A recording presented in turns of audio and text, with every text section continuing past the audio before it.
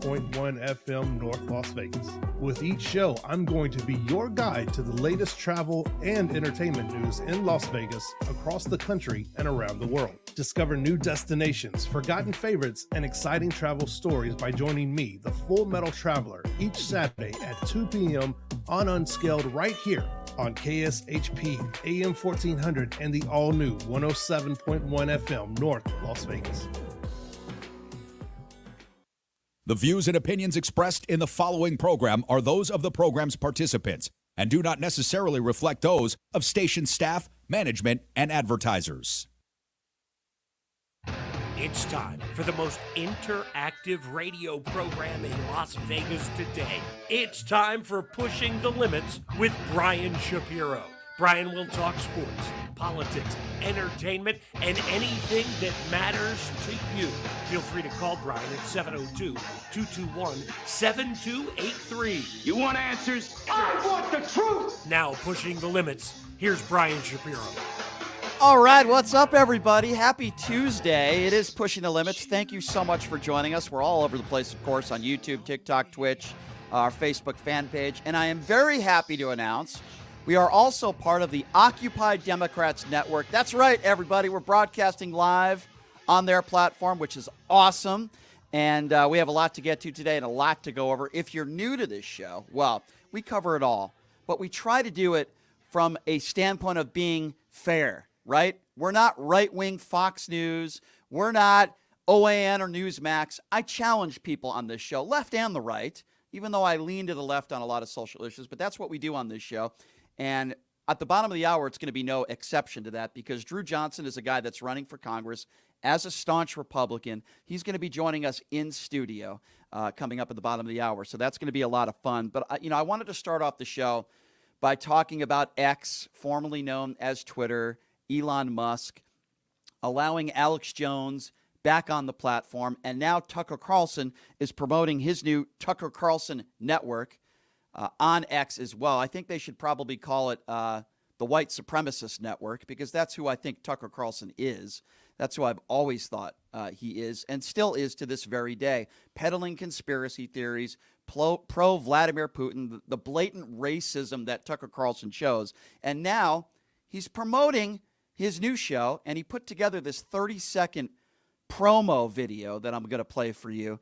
And it's basically him doing what he always does, lying in front of a camera. Have a listen to this. Most of the guys torching Wendy's in 2020 were mostly peaceful. They said that masks worked. They told you the vax was safe. They tried to convince you that Russia blew up its own pipeline. The corporate media lied too much, and it killed them. We're driving to see Julian Assange. Believe me when I tell you. Wait. I should be boycotting Bud Light. Fantastic job. Thank you. That was amazing. All right, so how about all the lies in that 30-second promo? First of all, what member of the media, I would imagine he's speaking about corporate media, he's speaking about those entities that are on the left. What part of the left-wing media, as he would characterize it, was saying that there was no violence during the Black Lives Matter protests? That is a lie. Yes, a small percentage of people during Black Lives Matter protests that were agitators came in there and they destroyed some businesses and they did some very bad things. Who is Tucker Carlson talking about? What member of the left-wing media says that a Wendy's, as he said, wasn't torched? Tucker Carlson is lying. But if you watch Fox News during those riots, that's all they talked about. All they talked about was the bad and never the good. Now, he also said that corporate media lied to you about the vaccinations being safe. Well, Tucker the Fifth, over half the world has taken the vaccinations. I think they're pretty safe. I'm one of them. So I'm sorry for all of you people out there that believe Tucker the Fifth, the white supremacist sympathizer that he is. Tucker is also lying.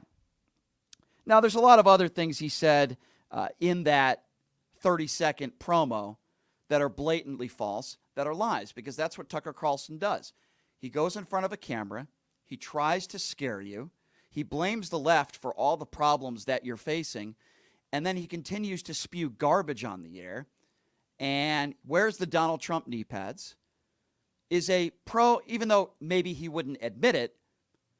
Tucker Carlson wants Russia to win this war, just like many on the extreme right. Tucker Carlson's not a journalist.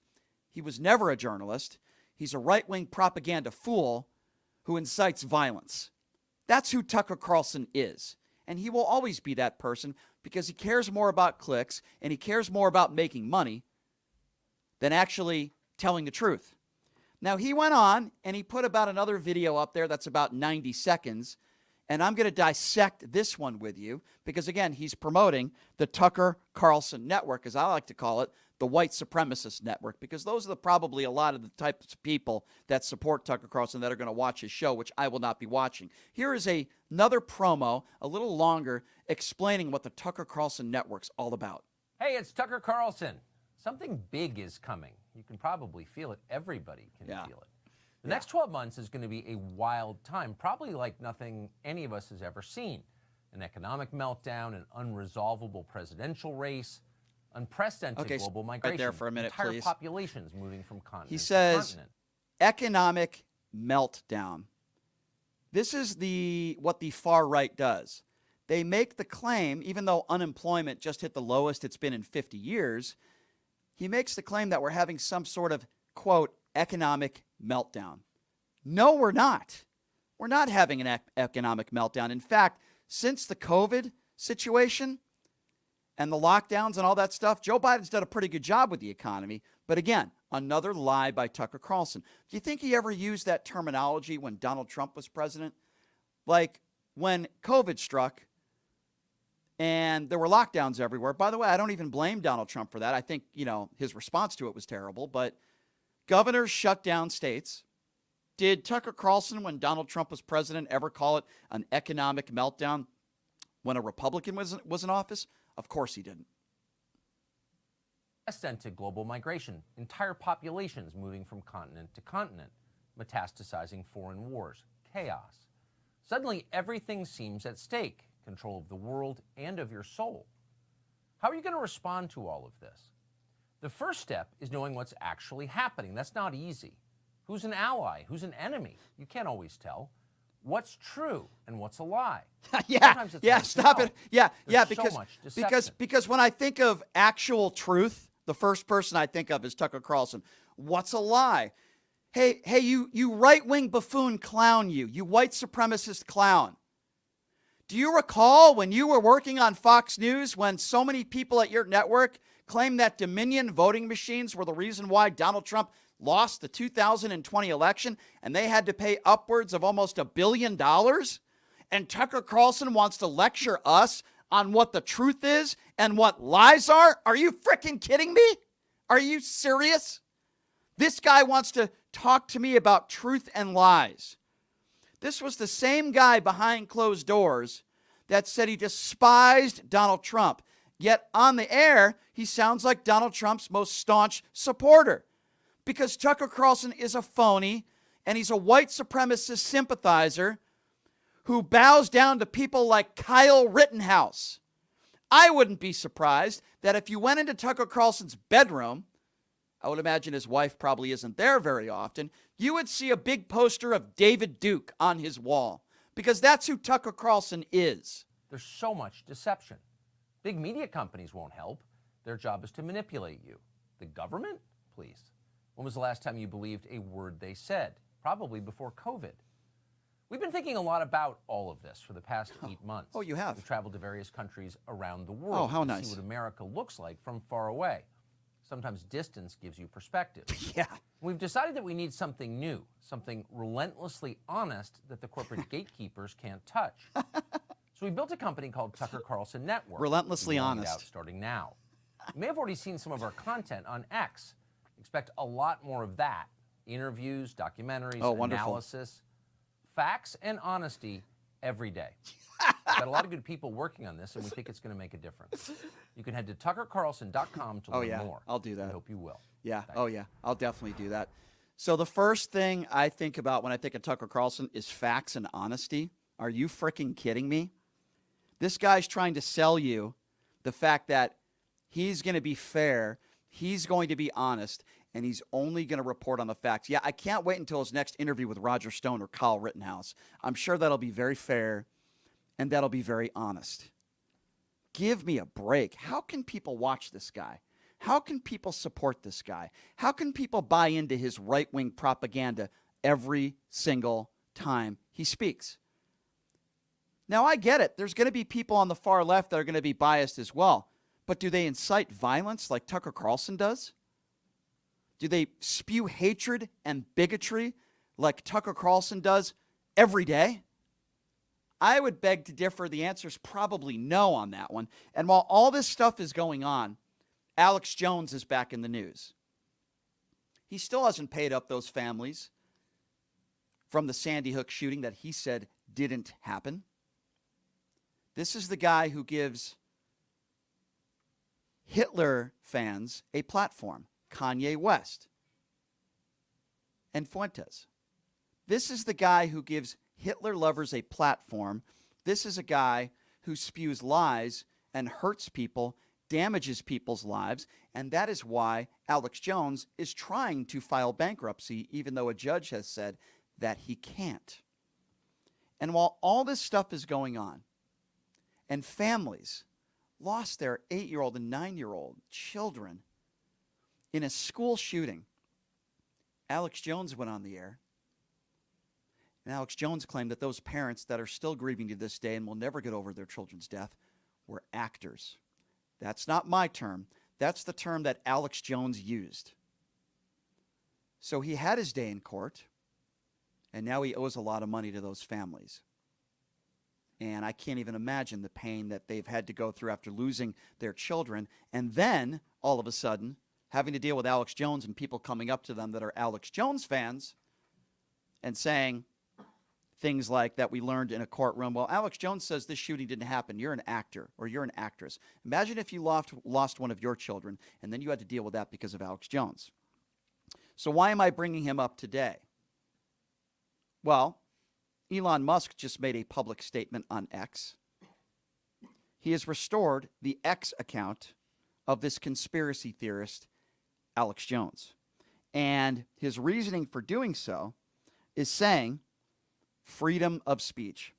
Why is it that right-wing Republicans out there don't understand what freedom of speech pertains to? Well, I'll help some of you. So I'll speak very slowly and distinctly for some of you MAGA morons out there. Freedom of speech pertains to the government. It doesn't pertain to private business. Let me explain. You could go on a sidewalk and hold up a sign that says the Connecticut school shooting didn't happen.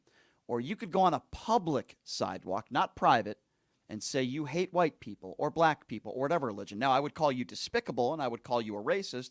We have our opinions on that. I think most people would be on my side. But the government can't interfere with you doing that. That's what freedom of speech is all about. You see, when you go on a private entity or a private business, it could be a restaurant or it could be X. If you have somebody running that social media platform that might be a bigot, a racist, or a conspiracy theorist, then they'll want somebody like Alex Jones on there. But that has nothing to do with freedom of speech, and Elon Musk is a liar. It has everything to do with Elon Musk and his views. He likes conspiracy theorists. He peddles conspiracy theorists. And that is why Elon Musk is allowing Alex Jones and has allowed Alex Jones back on his platform. Now, I want to open up the phone lines. And I want to ask you guys this question. What do you think about Alex Jones going back on X? What do you think about Tucker Carlson now spreading his propaganda platform on X, as he calls it, the Tucker Carlson Network? I'm going to give out the phone number, and I want to hear from you guys, and I want to know what you guys think about this. The number to call if you'd like to be a part of the program is 702-221-7283. And again, that number, if you want to chime in, and I want to hear from you. What do you think about Alex Jones back on X? Does he incite violence? Is Alex Jones full of nothing but propaganda? Is it dangerous? Is it hate speech? Do you think it should be off all forms of social media? Or do you agree with Elon Musk when he uses freedom of speech as a defense to put people like that back on his social media platform. Again, that number, if you would like to be a part of the conversation, it's area code 702-221-SAVE. And again, that number, if you'd like to be a part of the show, it's area code 702-221-7283 if you'd like to be a part of the program. Now, I'm going to give you my opinion on Alex Jones being back on X, formerly known as Twitter. It incites violence when you attack certain people and you attack a political party and you blame them for all of your problems. In my personal opinion, Donald Trump incited January 6th. When Donald Trump goes on social media, could be X, could be anywhere, and he says that the election was stolen, he says that Democrats cheated, when he says he won the election in a landslide, which we all know he didn't, when he does things like that, we get something like January 6th. When Alex Jones goes on social media and he spews his conspiracy theories and he blames Democrats for January 6th and he attacks the media constantly, that's when you have people showing up with pipe bombs in front of CNN. You can't incite violence. You can't yell fire in a crowded theater. People like Alex Jones spew their bigotry and their hatred. We can have political disagreements. That's totally okay. I don't have a problem with that. But there's a difference between a political disagreement and openly lying about a 2020 election or lying about a school shooting when we had so many innocent people and innocent children die. That can't happen. And we can't have people like that with large platforms, with over 1 million followers. And by the way, Alex Jones has over 1 million followers. There's no place for that in our society. It absolutely and positively can't happen. However, when you have somebody like Elon Musk who's running X, he's going to allow these people to spew their propaganda and their hatred. What happens if he incites violence again? What happens if Alex Jones spreads more misinformation about an incident or a crime or an alleged crime? You name it. What if Alex Jones goes after a Democrat and lies about somebody and then, God forbid, that Democrat is assassinated? Do you put any responsibility on somebody other than just Alex Jones? Would you put any responsibility on Elon Musk? I would say the answer is yes. I would do that. I think these are very dangerous times we're living in, and I think we know that there's a lot of bad, dangerous people out there in this country. Don't give them a reason to act on it. And I feel like Donald Trump did that, and he's still doing that to this very day. Did you see what Rudy Giuliani? Rudy Giuliani attacked these two women, a mother and a daughter, claiming that they flipped votes. That people who voted for Donald Trump, they flipped the votes to Joe Biden, and he attacked them, and he lied about them. And then these two young women, these women were attacked. They had, literally, their lives were being threatened. So they want a judgment in court. Rudy Giuliani is going to have to pay up a lot of money. Again, another conspiracy theorist and another person who incited violence. Another person who incited January 6th. If you remember the statements that he used just an hour, less than an hour before the January 6th insurrection, it was Rudy Giuliani. Rudy Giuliani is the one that said, by combat, trial by combat. That's inciting violence. Then an hour later, 140 officers were injured. People died that day. Rudy Giuliani is partially responsible for January 6th, just as Donald Trump is. There's no question about that, in my personal opinion. And when you look at the history in this country, something like January 6th, that's never happened before. So now Tucker Carlson has his new platform on X. And he's going to continue to spew hatred and bigotry. Tucker Carlson is going to continue to lie. He's going to continue to try to scare you. And he's going to say anything and do anything to get clicks and make more money. Because that's who Tucker Carlson is. Alex Jones is no different. Alex Jones is very similar to Tucker Carlson in that aspect. I don't believe Alex Jones actually believes a lot of the things that he says. Alex Jones never believed that the Sandy Hook shooting didn't happen. He knew. Alex Jones knew that the shooting took place. Alex Jones knew that a lot of innocent people died that day, but he decided to go on his InfoWars and spew lies and conspiracy theories about this shooting for one reason and one reason only: to make money, to get clicks, because that's all that Alex Jones has ever been interested in his entire life. So when we look at the Tucker Carlsons of the world, the Alex Jones of the world, and all the people there that spread propaganda and misinformation about COVID and about the vaccines, there are lives at stake here. Elon Musk clearly doesn't care about that. Elon Musk is not stupid. He understands that Alex Jones incites violence. He understands. But he's choosing to put Alex Jones on his platform. Why? Because Elon Musk is also a conspiracy theorist who floated around propaganda about Pizzagate, floated around propaganda about the 2020 election. And he continues to push narratives that are false. Now listen, if you're Kyrie Irving and you think the earth is flat, it's a very stupid thing to say, and I think you're an idiot for saying it, especially when you have a platform. But is anybody going to get hurt? Is anybody going to die? Probably not. But when you go on social media and you spew propaganda and you harass people and you lie and you spread your bigotry and you spread your propaganda,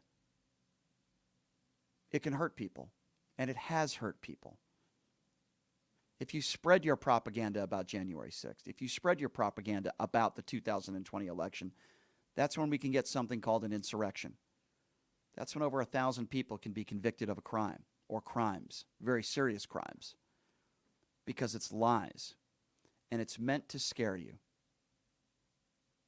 It's right-wing propaganda, and it's the reason why we had something called January 6th. And sadly, in my personal opinion, if Donald Trump is convicted, which I believe he will be, he's facing 91 felonies, I think we're going to have some more violent acts in this country. It doesn't mean that anybody should be above the law. But when you have these propagandists out there, particularly those on the extreme right, that push lies and push propaganda, and will say that Donald Trump is completely innocent. He said it himself. I can shoot somebody on Fifth Avenue. I could shoot somebody on Fifth Avenue and they would still support me. When you have these people that spread this kind of propaganda and try to scare you, sometimes it works. A lot of the people that were in Washington, D.C. on January 6th, many of those who stormed the Capitol are very ignorant people. You know, the lady who was shot and killed, it's very sad because she served this country, but she bought into the propaganda and she was brainwashed by people like Donald Trump, people like Charlie Kirk, people like Rudy Giuliani, Fox News, OAN, Newsmax, and she bought into the propaganda. A lady who had her whole life ahead of her. It's really sad. It's very unfortunate.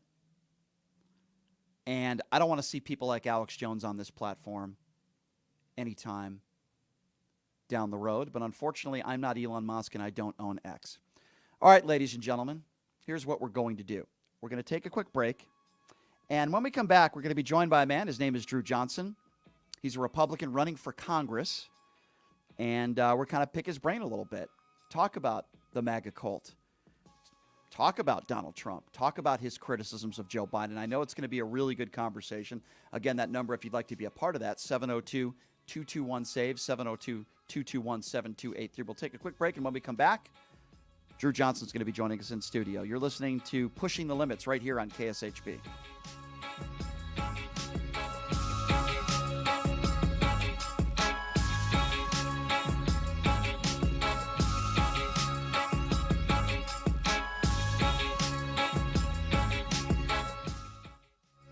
Hey everybody, are you struggling to find a pizza place that reminds you of Brooklyn?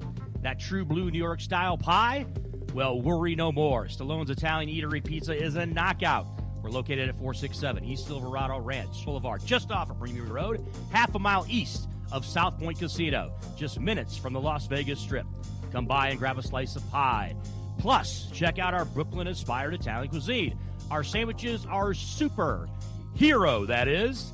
Because why be a sub when you can be a hero? Stallone's Italian Eatery is here to serve you phenomenal food, Vegas. Forget about it.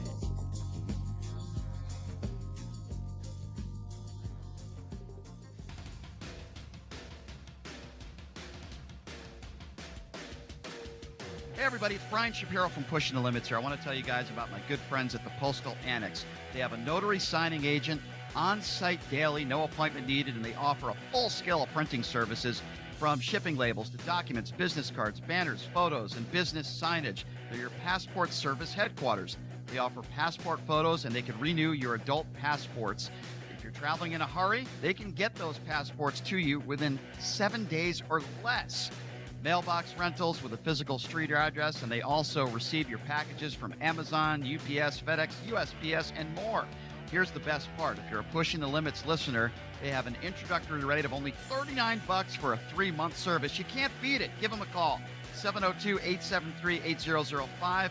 Check them out at 6130 West Flamingo Road. It's the Postal Annex, and tell them I sent you. Buying or selling a home is a huge life event that requires guidance from an expert in the industry and community. My name is Blake Wynn. You may recognize my name as my grandfather was the best governor the state of Nevada has ever had. Growing up in Las Vegas, I've come to know this community intricately. Now, I am raising a family here as well, so I understand all the issues impacting our home and quality of life. As the top realtor for the #1 real estate team at Keller Williams, you can have confidence in my experience, knowledge, and track record. When it comes to buying, selling, or investing in real estate, choose a name you can trust and someone who understands the community you call home. Call Blake Wynn today and experience the difference of a trusted expert. 702-540-3311. Hungry for the best barbecue in Las Vegas? Come out to the infamous barbecue and meat market, John Mole's Meats and Roadkill Grill in Las Vegas. John Mole's was featured on the Food Network's Diners, Drive-Ins, and Dives. Now take home delicious meat selections for your grill, and while you're there, grab a bite of the best barbecue in Las Vegas. With 2 locations now at Tom and Gowan or on North Decatur, you're sure to find the perfect meats for your next barbecue or party. Find us online at johnmolemeats.com. Big Dogs Brewing Company, open 24/7, is an award-winning brewery, a full-service catering business, and a fun, smoke-free brew pub restaurant with a full-service bar, including over 35 craft beers on tap, 35 multi-denomination slot machines, the best gaming promotion, and a lively, dog-friendly outdoor patio. Big Dogs Brewing Company, 4543 North Rancho at Gray. Find out more at BigDogsBrews.com.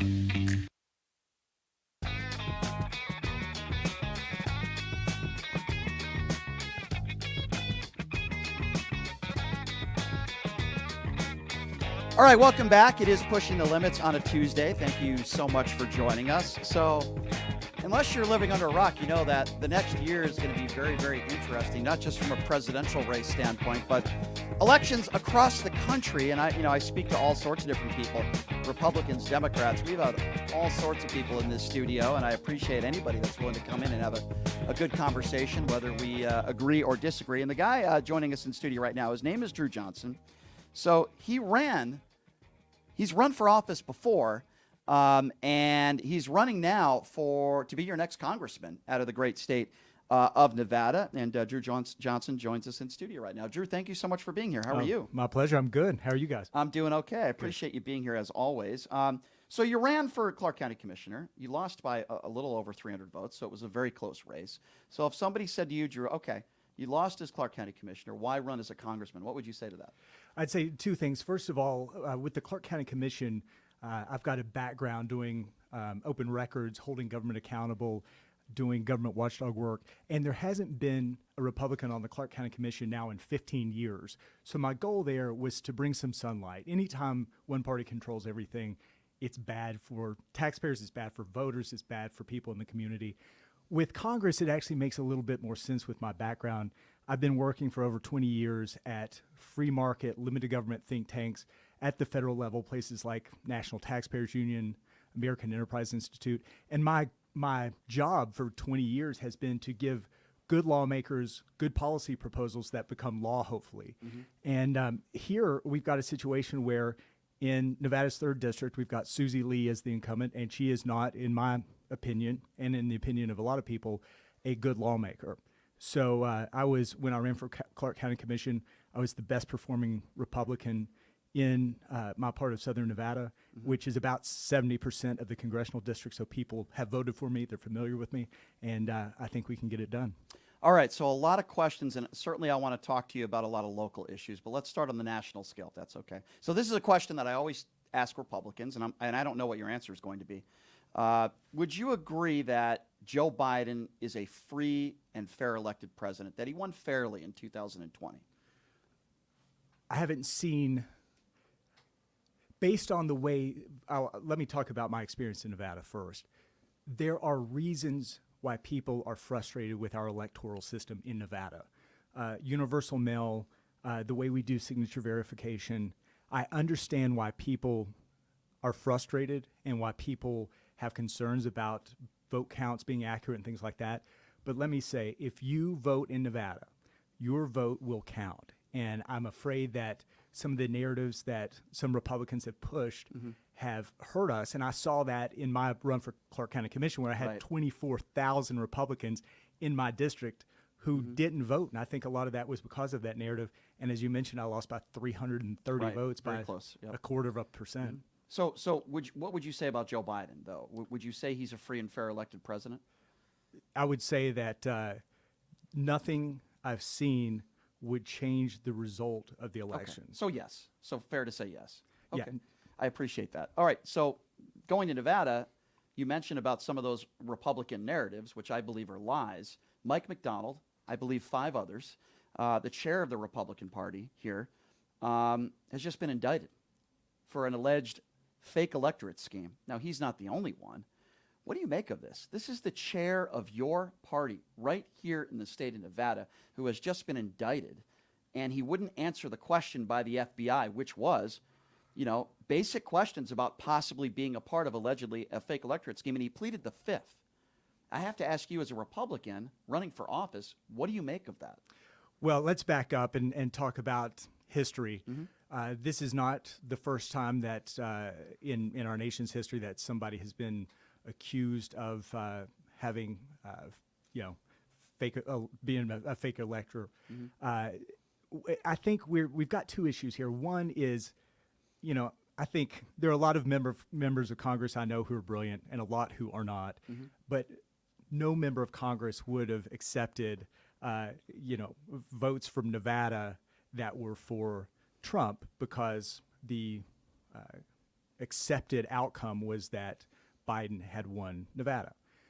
Second, there's a second part of this that's not being talked about enough, which is Aaron Ford, our state attorney general, is, you can say whatever you want about Michael McDonald or the fake electors, but we have the issue of Aaron Ford misusing state tax dollars, state residents' time on what's basically a political witch hunt. So you can be frustrated at... So you would characterize these fake electorates and the indictment as a witch hunt? The timing of it is just so rich and beautiful. I mean, it's just so transparent that he is acting on the behalf of Democratic interests and trying to play politics with his position to try to... Let me play devil's advocate, if I may. Of the election. I understand. Yeah. Let me play devil's advocate, if I may here. If it was a witch hunt, then why didn't Mike McDonald just answer the question? If he wasn't part of a fake electorate scheme, why didn't he say no? When I'm innocent of a crime, and if anyone ever asked me a question, I'm honest about it, and I have nothing to hide. He pled the 5th, just like Donald Trump did how many times now in so many different cases? I don't know. I mean, I'm just going by Donald Trump's. Listen, he's the face of your party, and we'll get to Trump. But he's the one who said if you plead the 5th, you're probably guilty. These are questions to ask Michael McDonald. I wasn't a candidate 4 years ago, 3 years ago. I understand that, but you called it a witch hunt. And my question to you is, first of all, he was indicted. I don't agree with when people say it's, and I know you didn't say this, it's a ham sandwich. You can indict a ham sandwich. Yeah. But if you don't answer a direct question, and then the attorney general says, hey, I think there's a there, and there might be some evidence that we haven't seen. I would hope Hey, listen, if there's no evidence there, then I agree with you. If they're in a courtroom and they don't convict these people, I'm going to be with you 100%. I'm just thinking to myself, if it's a witch hunt, why wouldn't you just answer the question and say you weren't involved? Do you see what I'm saying? I understand what you're saying. Yeah. The timing of it is what really bothers me, because there's no new evidence that our Attorney General has that he didn't have 8 months ago, 10 months ago. So the timing of it is very... How do we know that? Well, my assumption is based on when interviews have taken place. It's obviously something that happened, 3 years ago now. I find it very unlikely that he's gained any new evidence between. So you're making an assumption about that. I'm not saying you're wrong, but if they actually are convicted of a crime, will you say you were wrong? No, the timing of it is my concern. If they're convicted of a crime tomorrow, they would have been convicted of a crime 10 months ago, and it's that 10 months that's playing politics. Okay, so let me play devil's advocate with you. What would you say about the timing of the indictment of Hunter Biden? Would you say that's the same? That applies the same way, the timing of Hunter's indictment here? Well, the difference is that Republicans didn't have the votes in the House to do it any faster until they only got control of the House. In January, and they've basically been working to indict him since January. And they've been investigating him for the most part since Correct. Joe Biden took office. So this is basically, from what I can see, as quickly as possible. If they wanted to do more harm to Biden, they would actually do the Aaron Ford slow walk. But I'll say one thing that's important about the Fifth Amendment.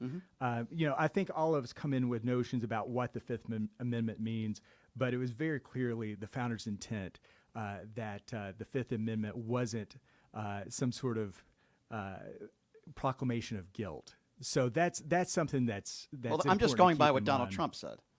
Well, again, and with Trump, he doesn't speak for McDonald, and he McDonald doesn't, but he's the leader of McDonald your party. Doesn't. Well, Trump's not elected as anything currently. I would Right, say. but he's at the forefront, as you know. He is the overwhelming favorite to represent your party running against Joe Biden. You know that. This is one of the really interesting differences between Republicans and Democrats. Republicans, is such a diversity of thought and opinion. Democrats vote so lockstep, and I think that's sort of important to keep in mind. Is you don't think there's diversity in the Democrat Party? There's diversity in age, race, sex, but there's not diversity of opinion. It's very when people vote. Susie Lee has voted with Donald Trump exactly with Donald Trump. With definitely not with Donald Trump.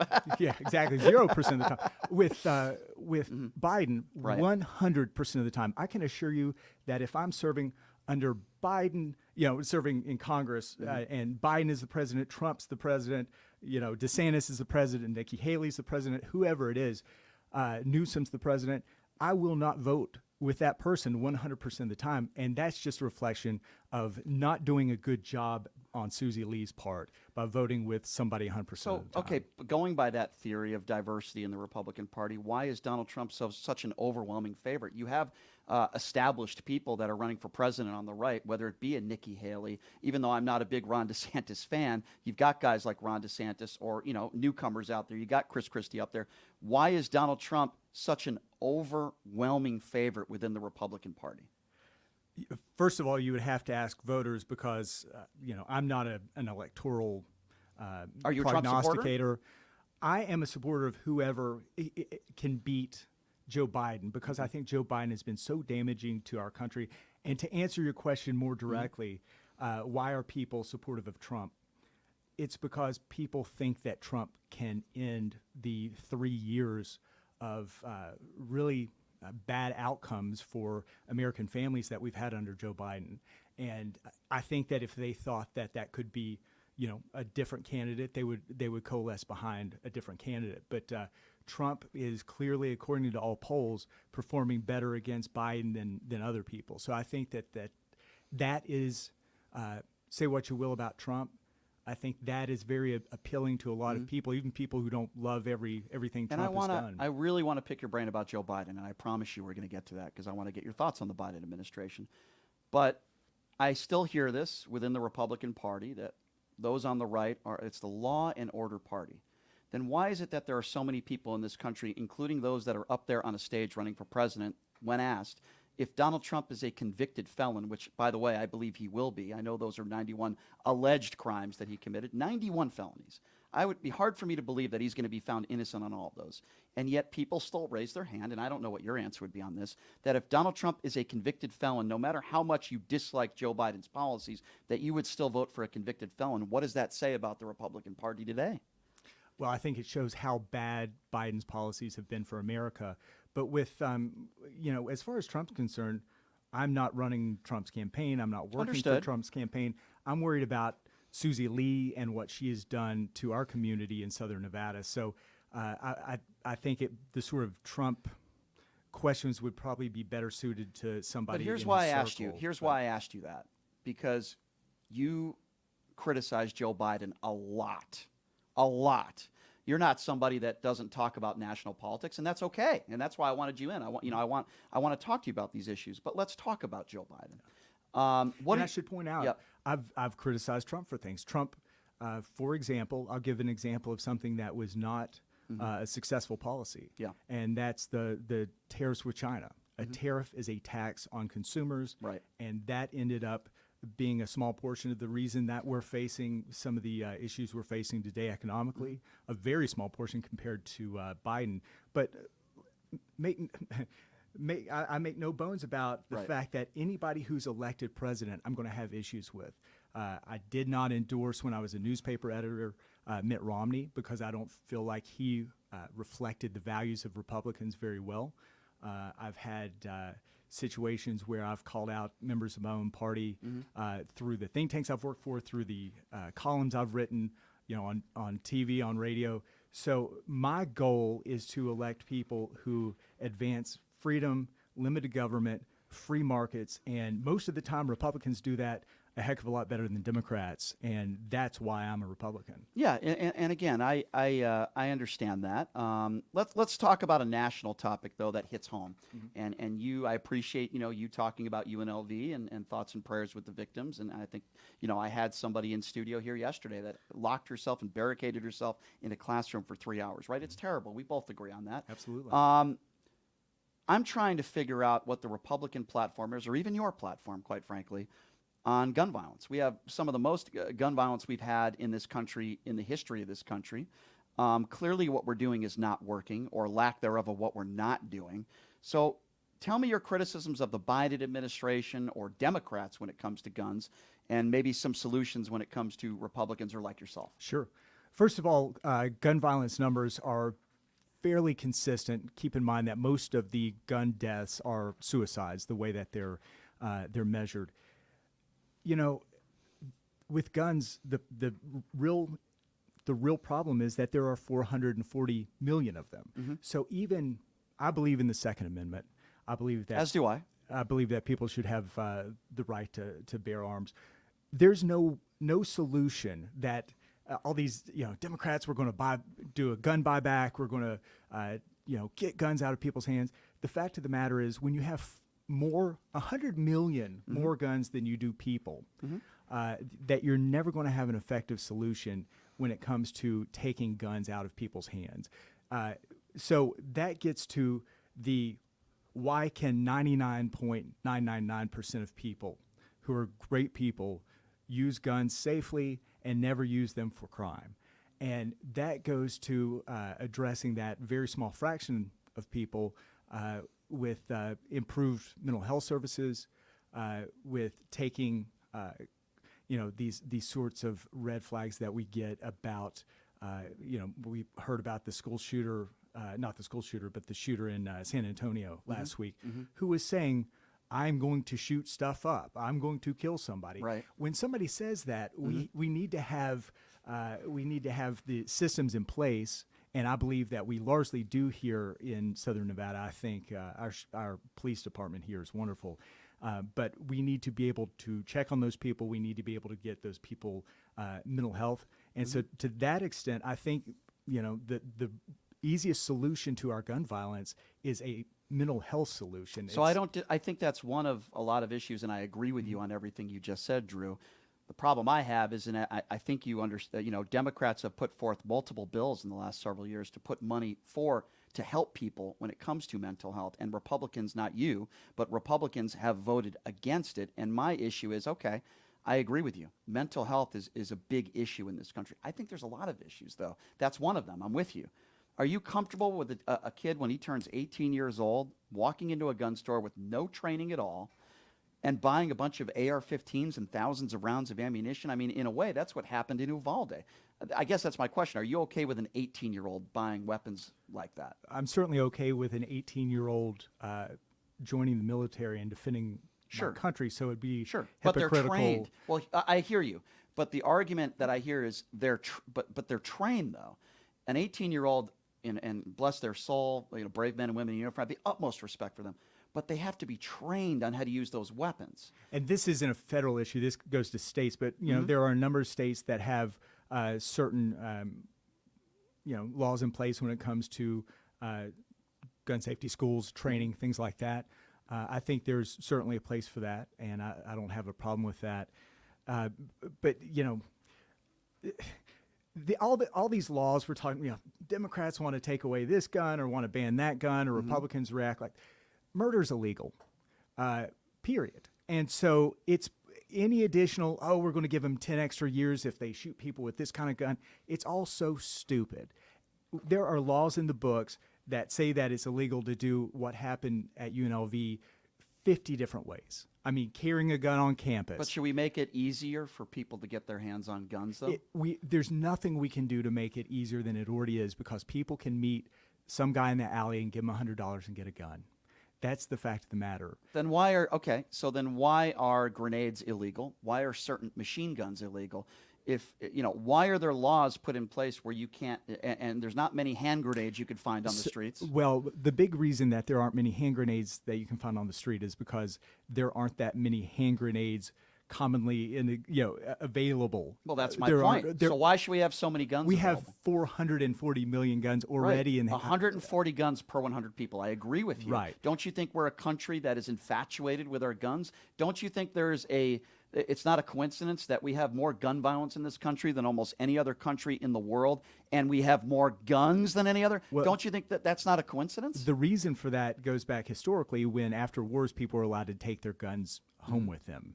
So that's the way we ended up with the gun culture, in addition to the fact that, But you would agree with me it's not a coincidence. We have more gun violence, not just because we have all the mentally ill people in the United States, but because we have too many guns. I wouldn't say we have too many guns. I would say that there are people who need help, who use guns to. But aren't there commit people crimes, that need help all over the world?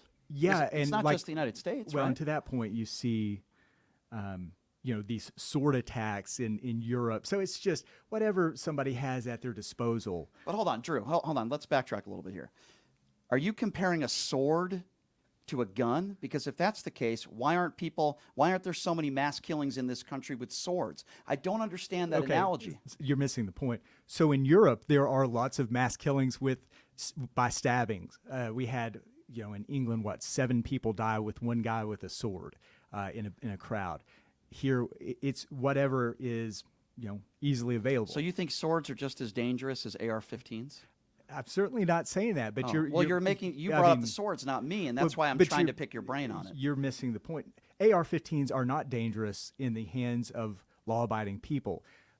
What I'm saying is that we can dance around this all day. The fact of the matter is that there's no easy solution with guns, and you can make anything that Democrats propose ultimately is just a dog and pony show to try to get votes. And that's the real problem. You think here. After a mass shooting, it's exploiting the hell out of an issue to try to take advantage. So you don't think so after a mass shooting, like maybe October 1, when Democrats want to put some laws on the books, you think they're all doing it as a dog and pony show just to get votes and not maybe to save lives? Correct, because literally every there's Democrat. Nothing that would go on the books that would have done anything to save a single life. Okay, well, let's talk about that, because you want to be a policymaker. You're running for office. I don't.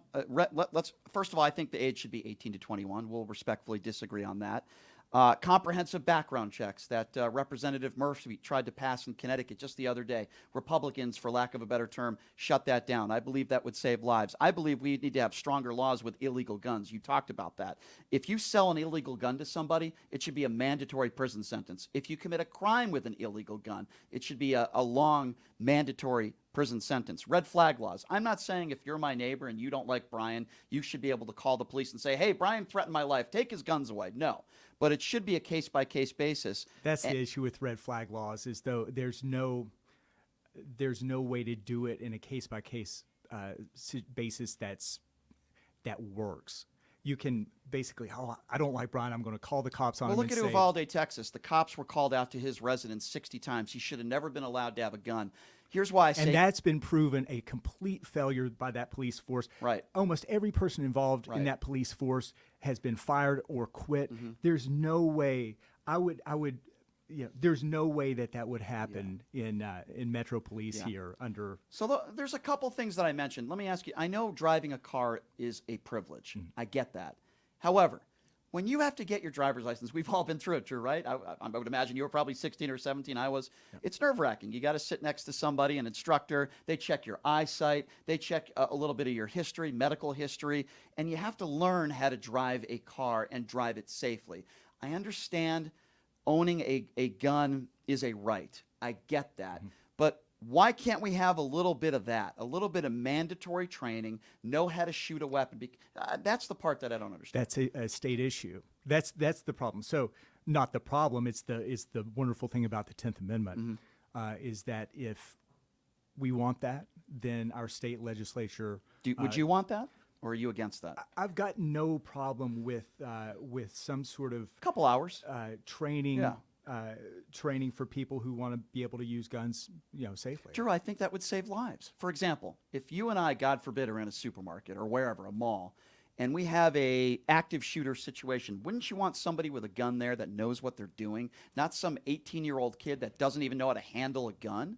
I just think that, I want someone that knows how to use the weapon and secure the weapon and all that stuff, some responsibility. I hear what you're saying, but the problem is that an 18-year-old there's not going to be anybody who takes a gun into a mall who isn't trained. I would say it's very rare because most of those people would have concealed carry permits, and so they are very trained. I feel that's one thing I feel very confident in. The sort of thing you're talking about, the training that you're mentioning doesn't really apply because the people who would be there to help us already have concealed carry permits. I think at the end of the day, everybody just plays politics with this issue so much. I think maybe a lot of people do. I'll give you that. I don't think everybody does. When I hear and this is maybe where we disagree, when I hear certain people talk about another tragedy, and I hear some Republicans put out their thoughts and prayers, and now's not the time, or after Uvalde, Ted Cruz talks about locking our schools and arming our kindergarten teachers. I think that's absurd. When I do hear some Democrats talking about gun control, Beto O'Rourke, you might, I'm sure you probably don't like his politics, right? But I've had personal conversations with him, and I do believe the man cares. And I do believe most of us, and I'm going to put you in this category, care. And you don't want to see innocent people die. I do believe Democrats, not all of them, but some of them, when they talk about gun control issues, I do believe they want to save lives. I'm not a Democrat or a Republican. I'm an independent. I lean to the left on social issues. I don't want to see innocent people die. I don't think we're doing anything. One thing that's important to say is, it's easy to make fun of Ted Cruz because he said we should let, 22-year-old, kindergarten teachers have guns or whatever. Well, yeah, I think it's ridiculous. Well, but keep in mind that more than 90% of mass shootings, UNLV, Texas, like you just mentioned, happen in gun-free zones. And so there's a reason why that happens, because the shooter knows that they're going to be able to do pretty much what they want for as long as it takes until an armed guard or a police officer comes. Do you think that the 18-year-old in Uvalde, Texas, or the shooter in Buffalo, said to themselves, "Oh, okay, I'm in a gun-free zone, so I guess I'll shoot my grandmother in the face and then I'll go to the school." You know, with the you think that? with the school, I think that if they thought that they would be taken down one way or the other by somebody in the school, and they couldn't do much damage, I think that. Obviously, we're talking about people with mental illnesses or with serious problems. Sure. So I don't know that the calculation is made every time, but I do think that for people who say, "I want to kill as many people as possible," Right. I'm going out, I'm taking Right. a bunch of people out with me. Sure. That they would say, "Well, if there's a pretty good chance that I'm going to get a couple shots off and then somebody's going to shoot me, it'll be less likely." So with that sort of argument, thing do you come happens. from the cloth of more guns make us safer? There's no doubt that good people who are well trained having guns saves lives. Okay, I agree with you. Good And that people would have with happened- guns. and that would have happened at, in Uvalde. It would have happened at UNLV. It would have happened. Well, it did happen at UNLV because two Exactly. campus police officers are heroes. But then you have situations where the good guys don't always win either, like the shooting in Buffalo. Sure, but you'd rather have the opportunity to have somebody who's well trained with a gun there to fight. I don't disagree with that. I think any reasonable person would agree with you there. If there's an active shooter situation. So, but that undermines the making fun of Ted Cruz for the kindergarten. Well, because Ted Cruz. I want people in elementary schools who are well trained to be able to have access to guns to stop things like that, Well- because that's the easiest way to protect lives. Well, the reason why, there's a lot of reasons why I make fun of Ted Cruz, and you're right, he is easy to make fun of. But he said locking a door in the back of a school may have deterred the shooter, which is the dumbest thing I've ever heard in my life. I do not, and this is, I guess, where we fundamentally disagree. I don't think more guns make us safer, because if that was actually true, then we'd be one of the safest countries on the planet when it comes to gun violence. You and I both know that's not true. In specific situations, the good guy with a gun can deter the bad guy with a gun. We saw it at UNLV. I agree with that, but as a whole, if more guns made us safer, then we wouldn't have the massive amounts of gun violence we have in this country. Well, first of all, there's no in America we don't have more violent crimes than a lot of other countries, and you're right that people use more guns in America than other places, and it's because you're right, we've got the Second Amendment, and we've got this culture and history of protecting the Second Amendment, making guns available to people. But I don't think there's any way. First of all, I don't want to give up the Second Amendment. Neither do I. I think, time and time again, we've proven that places where you cannot have guns, gun-free zones, are the places where mass killings happen.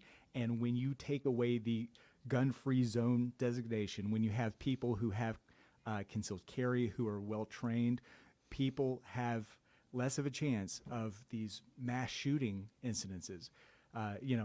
Guns are not my number one issue. I understand why you're bringing it up. I'm a from a local Republican, you issue get to, too, of course. Yeah, a Republican you get to pinata on, but frankly, I mean, there's with all the whether it's making fun of Republicans for the thoughts and prayers BS, which is not a policy solution, or me making fun of Democrats for every time something like this happens, going out, raising a bunch of money, saying, "Oh, Republicans don't care about kids. They want everybody to die."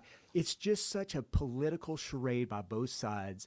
And Let me ask you about that. I understand, doing it on the radio because you got to get people to listen. But I've written about it just to get get eyes. Well, let me be clear. I'm not doing this because I got to get people to listen. I'm doing this because I take your candidacy very seriously. We're not going to agree on everything, and that's okay. But I would imagine you, and this is a big issue nationally. It's a huge issue. But let's switch topics. Let's talk about what people in 2022 said when they were asked, what's the most important issue to you? And some people would argue it's why Republicans didn't have a very good 2022, and that's the issue of abortion.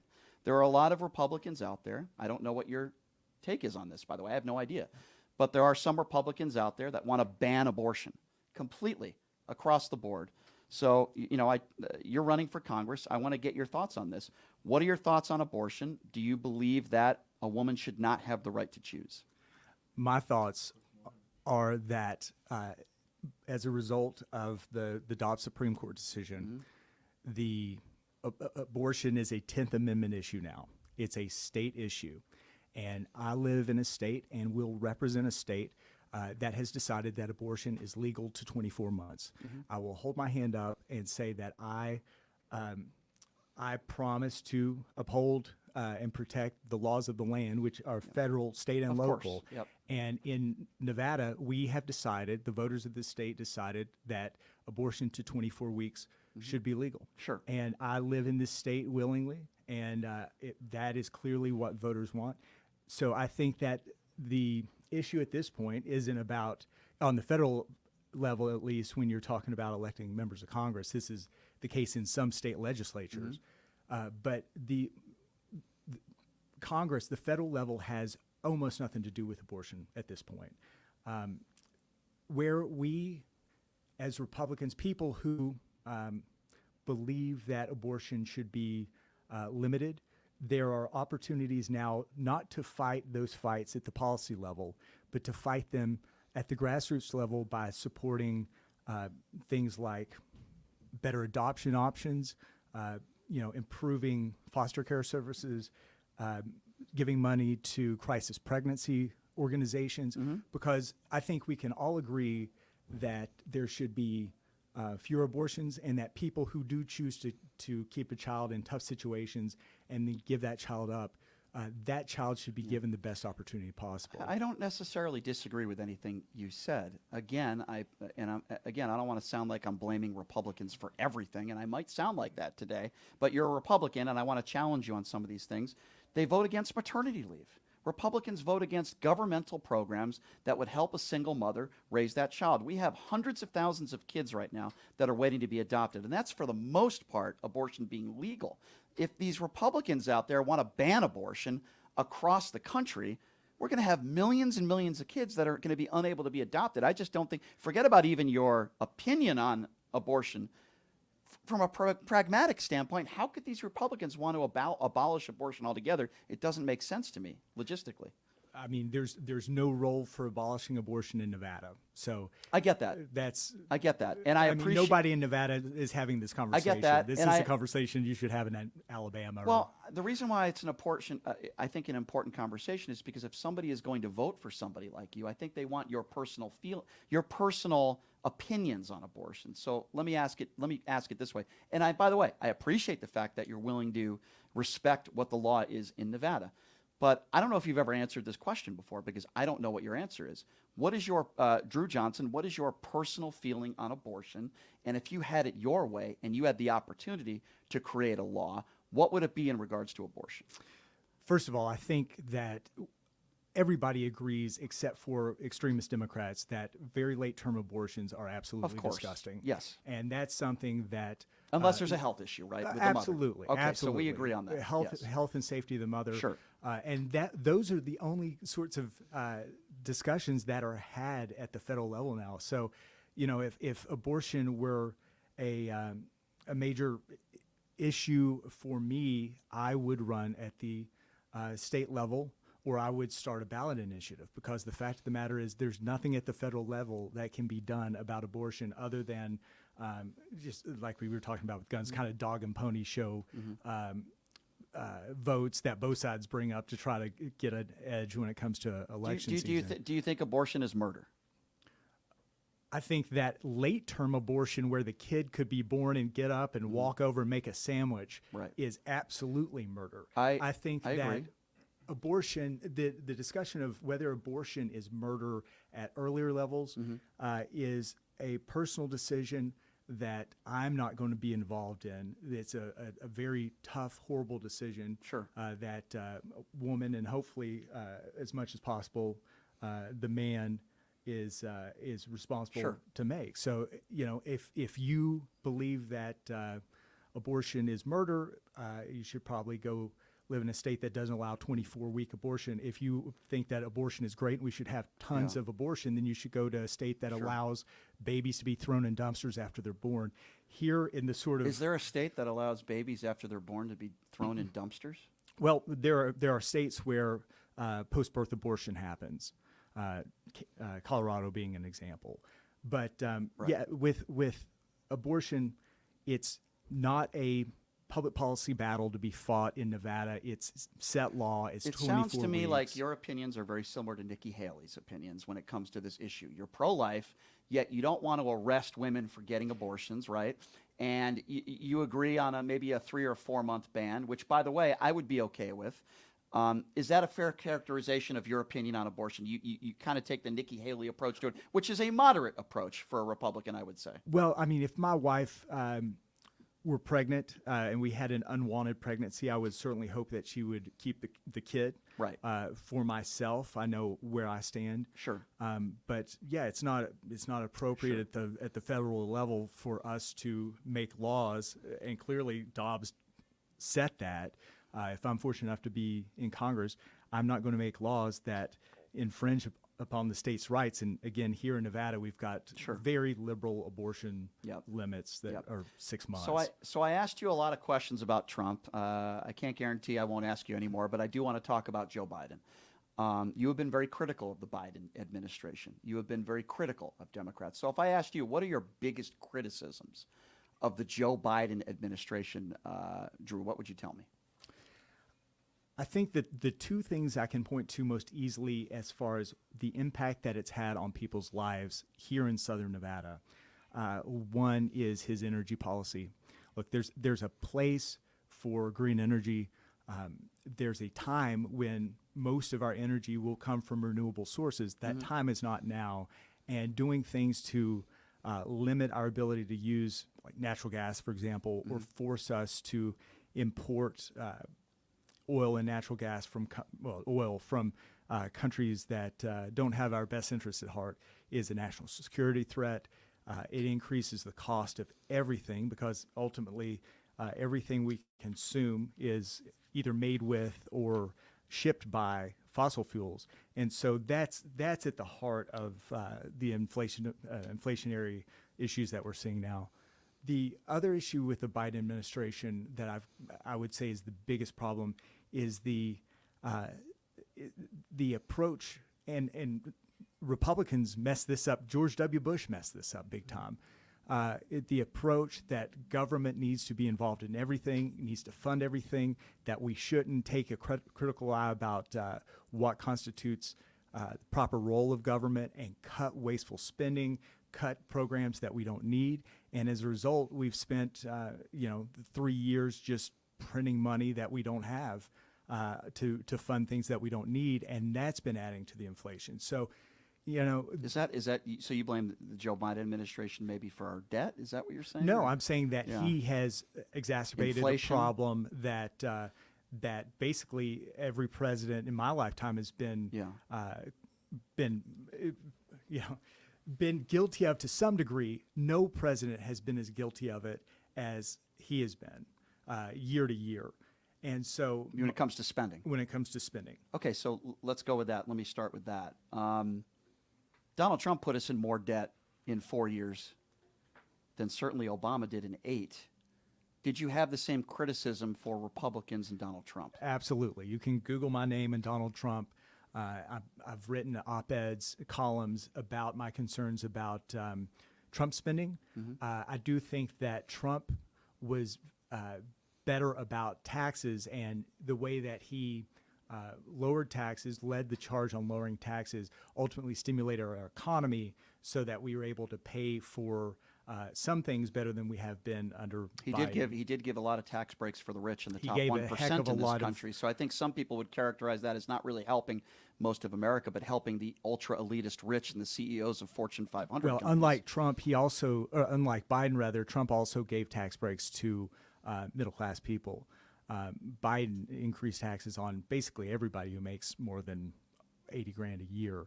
So it's easy to take the swipes at the 1%, but ultimately the 1% are not evil. They're the people who create the jobs that we all have.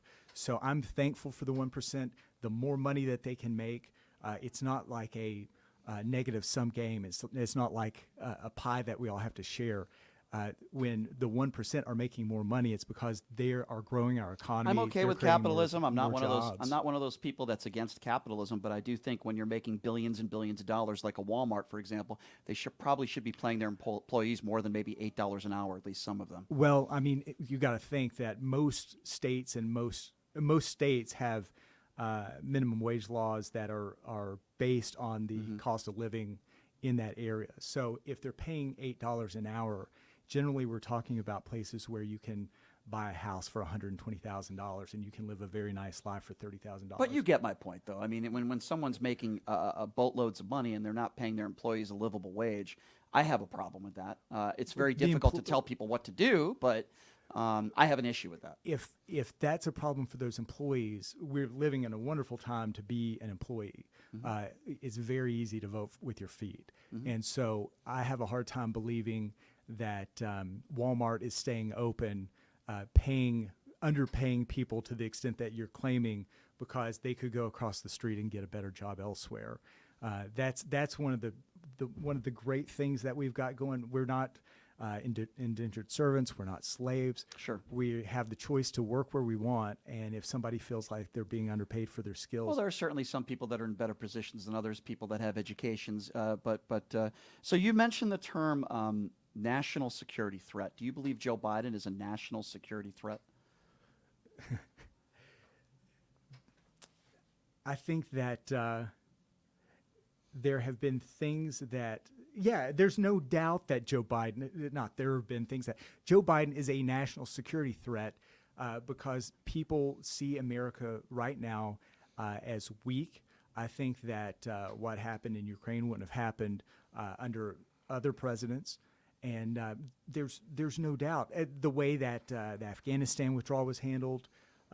You can look at so many examples. So let's talk about that. As you just mentioned, that the Afghanistan withdrawal. When you have somebody like Mr. Bolton, who worked in Donald Trump's administration, that said Donald Trump's withdrawal was virtually identical to Joe Biden, is he lying when he says that? Or I have no idea. I don't know what Donald Trump's withdrawal would have looked like because we didn't see it. What we saw was the massive failure by Biden's withdrawal.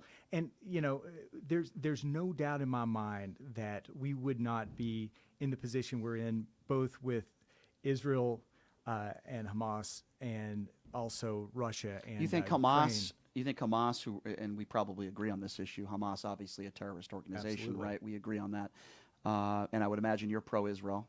Yeah, for the most absolutely. part. Okay, so we agree on that. Yeah. But you think that Hamas, who is raping children and beheading people, would have said, oh no, let's not kill a bunch of innocent Jewish people because Donald Trump is the president of the United States? It didn't happen 4 years ago. It didn't happen 6 No, years I understand ago. that, but are you making that claim that if Donald Trump is the president, that doesn't happen? I believe that to be the case. And the reason I say that is because it did not happen under his watch, under his tenure. So all we have are the facts that under Donald Trump, we didn't engage in new wars. We ratcheted back what we had going on as far as troops overseas. And under Biden, basically, we're facing a proxy war in Russia, or in Ukraine with Russia, and we're tap dancing around an actual war. But Drew, if I said to you that COVID wouldn't have happened if Joe Biden was president, you'd probably call me crazy. By the way, I would never make a statement like that. But I feel like that's a similar type of statement. COVID was created in China. I think we could probably agree, intentional or not, in China, under the Donald Trump administration. I've never blamed Donald Trump for COVID. I blamed him maybe for a terrible response. But I feel like I would never make the claim that, it wouldn't have happened under Joe Biden. We never, I don't, you see where I'm going? There's a difference between the political calculations that a country or a terrorist organization make when deciding whether to invade a country or to engage in a terrorist attack or something like that. That's a very different situation than when the COVID outbreak happened. So do I think that do I think that Hamas made a calculation based on how they thought America would react that they may not have made under Trump because Biden was president? Absolutely. I think that's a completely reasonable thing to say. And if that's because, the people that Trump had in place, if it's because people thought that Trump was so crazy he may have done something that Biden wouldn't have done. I don't know. But the fact of the matter is, by crazy, I mean responded aggressively in a way that Trump wouldn't have. I don't think that he's lacking faculties to the point that Biden is. But yeah, I think that those decisions are made based on, a country's allies, a people's allies, and what the biggest, military presence in the history of the world is going to do in response. In regards to foreign policy, what do you make of the fact when Donald Trump is up there on a world stage, standing right next to Vladimir Putin, and takes his own word over our own CIA, our own FBI when it comes to Russia interference? What do you make of love letters that Donald Trump wrote to Kim Jong-un? He, is that proper to be doing that to evil, murderous dictators? Let me say this about Ukraine. I think this is important to point out. So I was in Ukraine about 6 months ago. What happened in Ukraine is absolutely unacceptable. Putin is a dictator. He's a terrorist. He's terrible to his own people who do not agree with him. The reason that we're in the position that we're in Ukraine is because basically Putin has said for years, I'm cool with the borders of the EU being here, with NATO being involved in this way, and we didn't listen to that, and the EU in particular didn't listen to that. And I think there's some soul searching that needs to go on, because at some point if we as America had said, okay, we're cool with tanks being in Belize, but if they come to Mexico, that's a little close to us. Yeah. So we need to sort of look at how we can address things a little bit better, not to be so provocative. What is going on in Ukraine is a humanitarian disaster. That's why I went, saw it firsthand. You don't blame Ukraine for this war, not because at there all. are some people, fringe people, that do, which we agree. It's absolutely absurd, right? Yeah, it's absurd. This is not Ukraine's fault. There's as far as giving a bunch of money to Ukraine, I've got some very serious concerns with that, and I share a lot of Republican members of Congress concerns, because with Ukraine you have what has historically been a corrupt government that hasn't respected the rule of law. There are civil rights issues. There are things that we could do to put ties with that money and that aid that I think would help address I think some that's of a those very fair issues. conversation to have, to talk about financially how much money we've sent over there. Yeah, it's completely inappropriate. I think but- that is a very fair conversation to have. The next 12 months are going to be very, very interesting. I think you would agree with me on that. We have the former president that's facing 91 felonies. We have, the Hunter Biden stuff.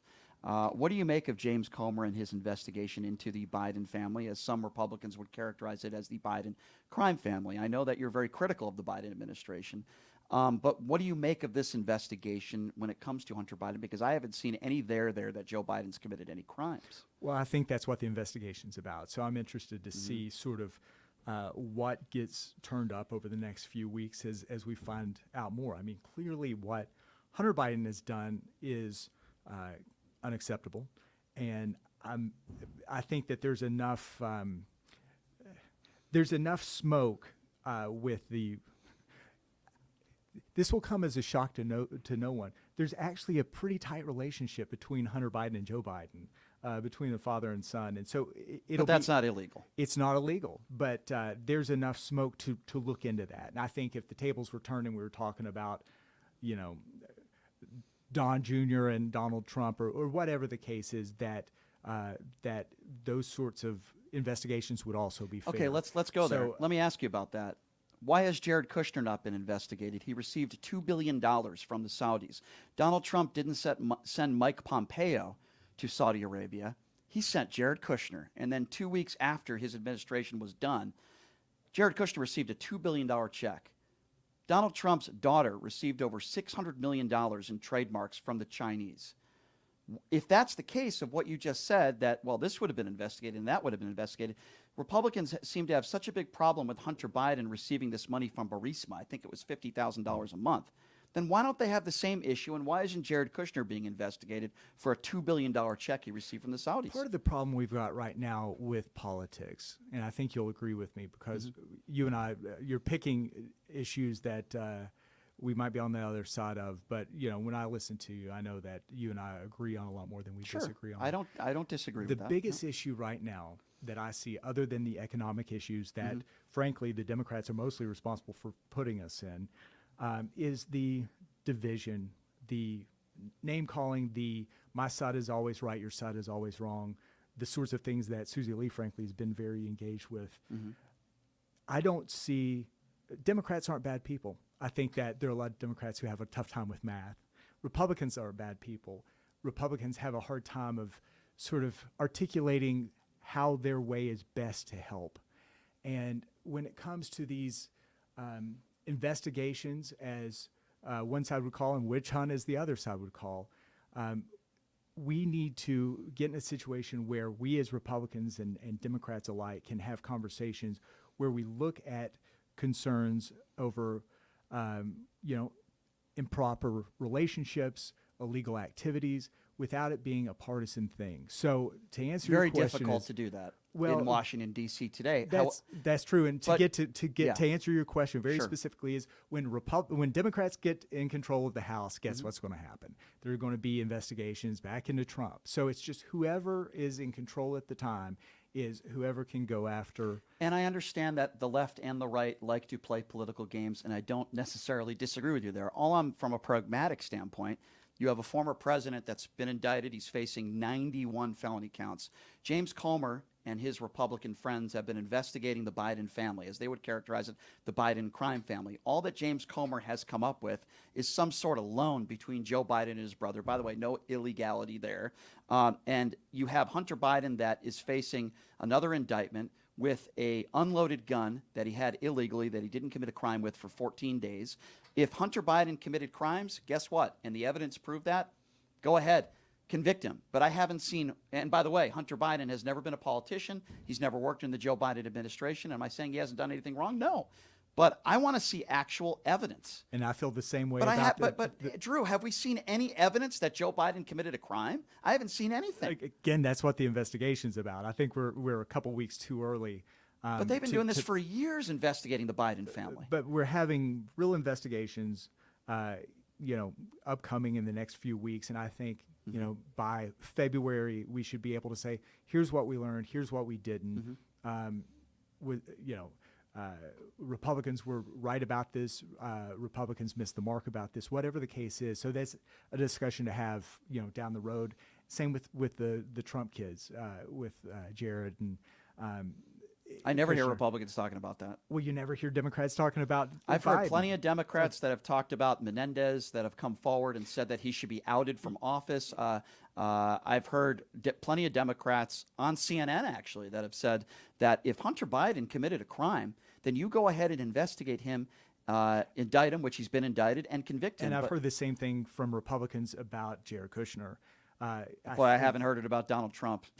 91 felony counts. I haven't heard any Republican recently, at least, except maybe the Mitt Romneys, the Chris Christies, and Liz Cheneys of the world that have said, you know what, there's probably a lot of evidence that Donald Trump committed a crime. He's facing 91 felony counts. He's probably going to be a convicted felon, and I probably don't want to vote for someone that's a convicted felon. I don't hear a lot of Republicans talking like that. That's the beauty of our electoral system is if he is convicted of things and somebody doesn't want to vote for him because of it, if they're more comfortable voting for somebody who is, I don't think has the full use of their mental capacities at this point, and their economic policies are making everything more expensive for Well, I'm glad you brought Americans. that up, though, Drew.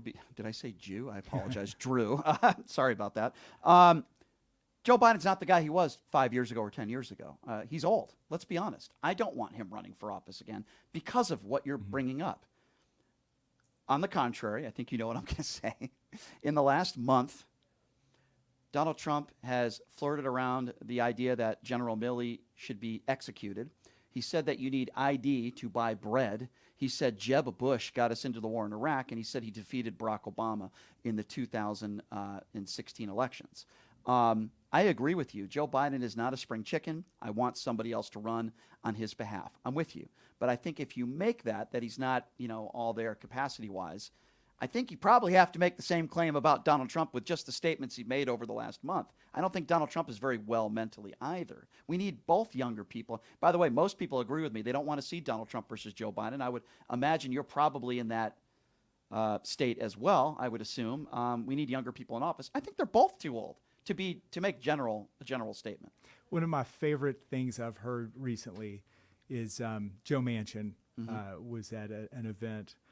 The very moderate Democrat from West Virginia, senator who's retiring, and he said, I'm not running for re-election because I'll be 82 if I'm reelected. And he said, that's no age to be a senator.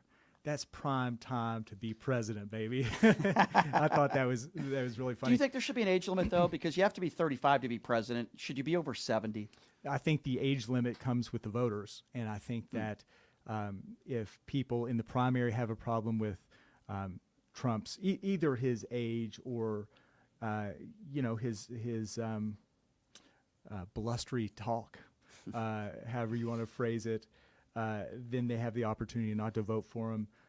With the Democrats, it's pretty clear that a lot of people who would vote Democrat don't want Biden, but the Democratic apparatus is very excited to have Biden.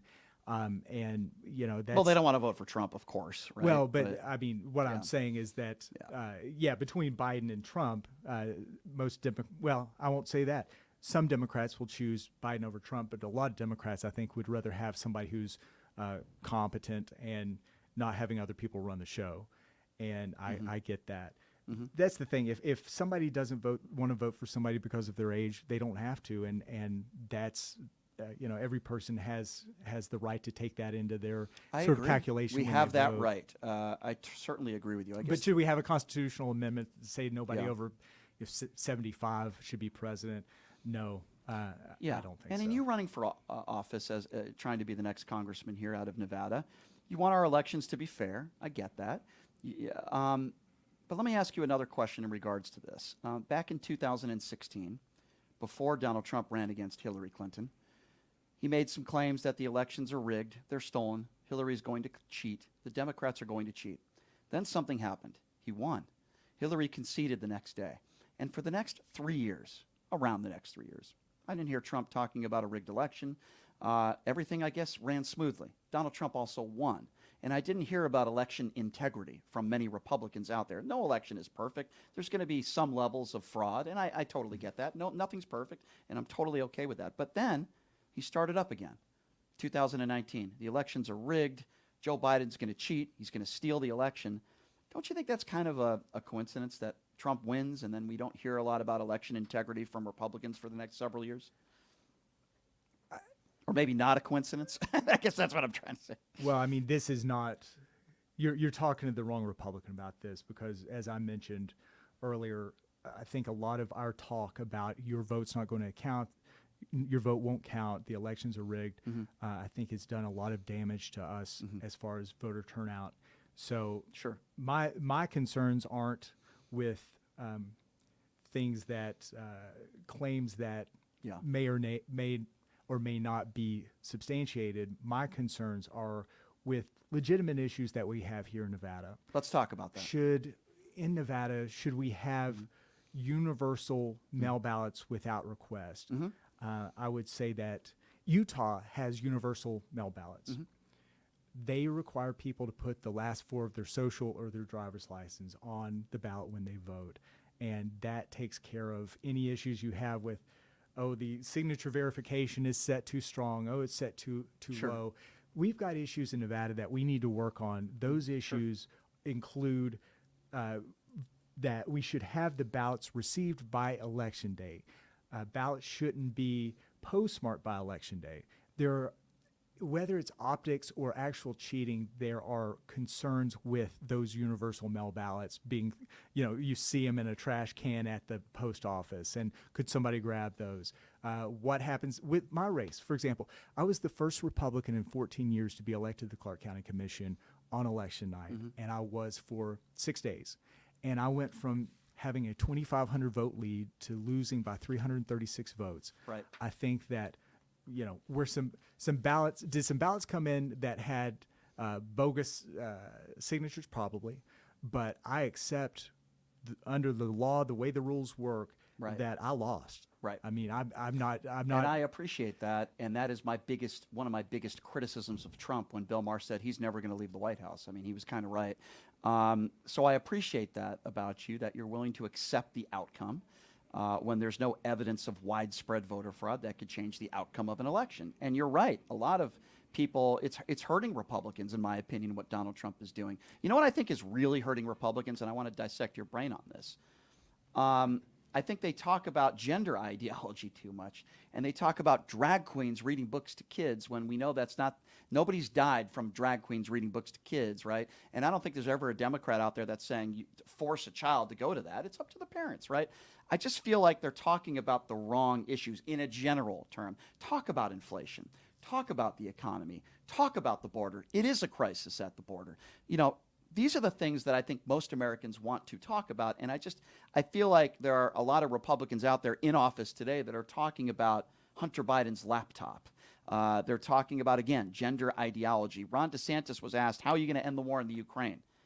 And he started to talk about gender ideology on Fox News with Trey Gowdy. I'm like, talk about real issues that Americans really want to talk about. Do you disagree with that? Well, I mean, when I knock on doors, when we do polling, we know the issues that people care about here. Right. The 1 and 2 issues are some form of inflation, the cost of living. The third issue is education, and the fourth issue is crime and safety. Right. And that is, with my background, very focused on economic policy, energy policy. I don't do, my columns are about those things. They're about government corruption. They're about government waste. I don't dabble a lot in social issues. And quite frankly, we live in one of the most purple, small L libertarian districts in Nevada's 3rd district, the district that I'm going to be representing after November of next year. Right. And those issues are important to people, but they should be fought at the county level, at the state level. There's really no place for government to get involved with, in the lives of individuals making decisions about their own lives and their families. There are things that I think should come up in Congress when it comes to gender and things like that. But the one thing that I've seen that probably has a place is federal funding of sports that allow biological men to compete against women. Well, that's absurd. I think that most Americans disagree with that. Well, Susie Lee doesn't, okay, and that's ridiculous. And that's one of the reasons that I chose to run against her. Quite frankly, well, I'm on your side 100%. And that's absurd. And by the way, I did not know that Susie Lee was okay with that. First of all, we'll agree on this. Yeah. This gets me very angry. It's dangerous for women to be on a field with someone that was born a man. Listen, I'm very pro-LGBTQ and I'm pro-transgender and I want people to live their lives. But you can't have people born men competing with women on the field. It's absurd. And if Susie Lee feels that way, I look at the swimmer and I'm forgetting her name. Riley Gaines. Leah Thomas, Yeah, actually. yeah. Okay. So Leah Riley. Thomas was ranked 440th in the country as a man. Okay, this gets me real riled up. Yeah. And then she claims she's a woman. Okay, whatever. Okay, I'll call you a woman out of respect to you. But now she's number 1. I mean, it's absurd. And any Democrat that feels that that's okay, for lack of a better term, is an idiot. If Susie Lee feels like that's okay, if you're born a man to compete professionally or at college or high school level, then I'm with you 100% on that, and I wouldn't vote for her just for that reason. The struggles that women had to go through with Title IX to ensure that there were there were scholarships available to Yeah. ensure that there were women's pro sports leagues. Right. It's disgusting to me to think that we are losing scholarships for women because somebody who can't, a man who can't make it in lacrosse or swimming or volleyball or whatever, puts on tight shorts I'm with and you competes as a woman. 100% on that. But as far as I think that's an extreme view, right? I mean, most Democrats that I've talked to are on our side on that issue. Yeah, again, not the one I'm running against, not Susie Lee. So but let me hold on. Susie Lee believes. Let's characterize this, that if you're born a man, transition to a woman, or just claim you're a woman, that you should be allowed to compete high school, college, professional against other women? The vote that took place was about federally funded sports, and she voted in favor of allowing people who were born as men to compete against women. Okay, well, that's ridiculous. So, and of course, it's very, a lot of what we're talking about with this is, high school sports and things like that, which is a state and local issue. But on the votes that have been taken in Congress, she has been on the wrong side of it. And to go back to your earlier point, if somebody wants to change their gender, if they're over 18, I would love to see a little bit of. So you're not okay with the under 18? No, if the parent approves it, as long as taxpayers are on the hook, which is a big problem with that. I don't think taxpayers should be on the hook for that. But let me ask you. Also that there's some counseling. I think that's Sure. Let me ask you a question. Would be Drew. very important. So this is also an important issue. I mean, 16-year-old, sophomore, junior in high school. They've gotten help from physicians, and they've talked to therapists. They're both of their parents agree that this is something that we want our child to do. Are you okay with that, or what's your feeling on that? My feeling is that would be a 10th Amendment issue too, just like abortion, and that would be should be decided at the state level. And so you want the government to get involved in that? No. You want the voters to get involved in that? I want people to have the opportunity to. Well, let's get this straight. So if you're under 18, there is no place for, the way I see it, for gender reassignment surgery. If people want to have it done, and their parents sign off on it, and taxpayers aren't paying for it, and they go to counseling, and there's some doctor who's willing to do it, I don't see where it's the government's role to stop it. Right. I think that if the government's role would be a 10th Amendment sort of issue where it would be decided at the state level. Right. And if you don't live in a state that would allow it, then you go to a state that does. I think that's fair. I do take issue with kids that are 7, 8, 9 years old, even though I don't want to interfere. If you offer a 7-year-old $1 million cash or Oreo cookies, they might pick Oreo cookies.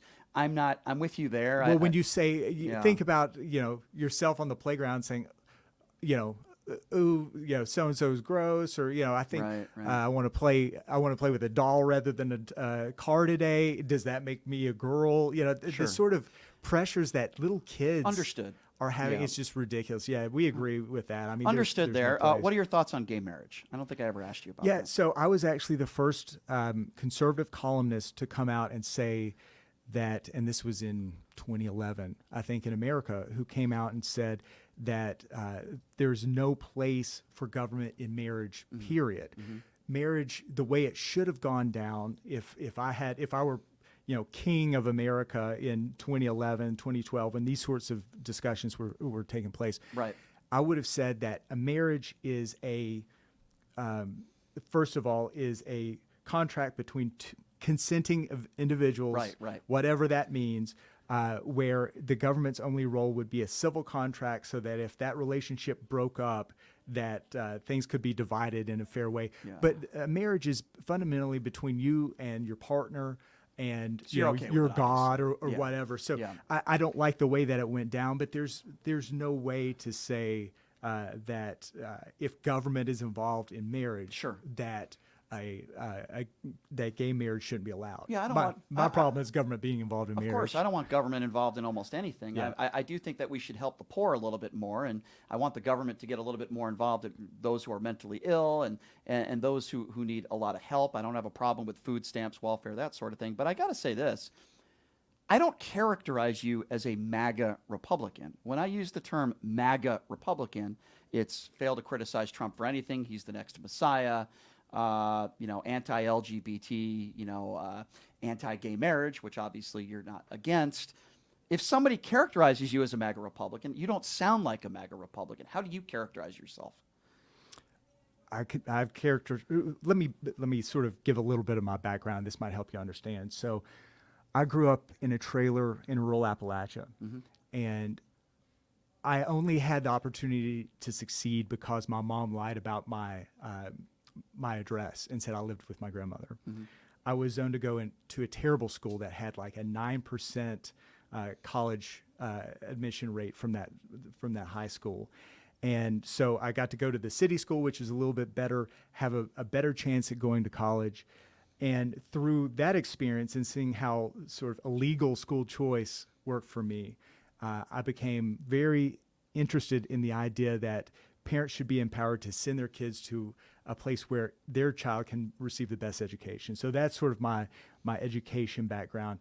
When I was in high school, I had the opportunity by selling donuts to raise enough money to go to an exchange program with our sister city. Yeah. So I'm not from Vegas originally. The sister city of Vegas is Bali, I think, someplace you would want to be. The sister city for Johnson City, Tennessee is Rybinsk, Russia, the city of the fish. And Ryba means fish in Russian. And so when I was 14, 15, I got to go to Russia, and it was right after the fall of communism. Right. I mean, this was 93. I met people whose parents and grandparents were in a gulag. I saw what too much government, what abuse of power did to people. And I think that informed my belief about what I wanted to do for my career. Understood. And I go through just the last hour of getting to know you a little bit, and you do agree that Joe Biden is a free and fair elected president. You're not a MAGA Republican where everything Donald Trump does or says you agree with him, right? You probably don't agree with some of his conduct. And I would say that between Trump and Biden, I think that Trump would be a preferable choice, and I think that voters will agree on that. If those are our well, our obviously two choices. that's something fundamentally that we disagree with, and there's a lot of Republicans that feel the way you feel about that. I tend to disagree with you on that. On the side note, I would say that I don't want Joe Biden to run again, but I think Donald Trump is an absolute despicable human being, regardless of policy. But let's talk about policy. I mean, back in 2000, I'm opening up another can of worms with Trump again, but back in 2016. He said that he was going to build a wall and Mexico was going to pay for it. He built 16% of the wall. Mexico didn't pay $1 for it. He also said he was going to hire a bunch of special prosecutors to go after Hillary Clinton and convict her. Those are two policies that fell flat. Would you agree with that? Here's how we should handle immigration, because I know that's obviously something Sure. You'll ask It's me a big directly topic. if we don't hit it right now. Sure, let's talk about it. So my belief is, first of all, we have to secure our borders, period, because of fentanyl, because of human trafficking, because of the fact that it's unbelievably unfair for people in this community who immigrated the right way to basically have their rights, watered down by people who don't do it the right way. So my belief is that we should enforce our borders, secure our borders, but we should also make it easier for people to immigrate legally, because number one, here in our community, we don't have enough people to work the jobs that we have.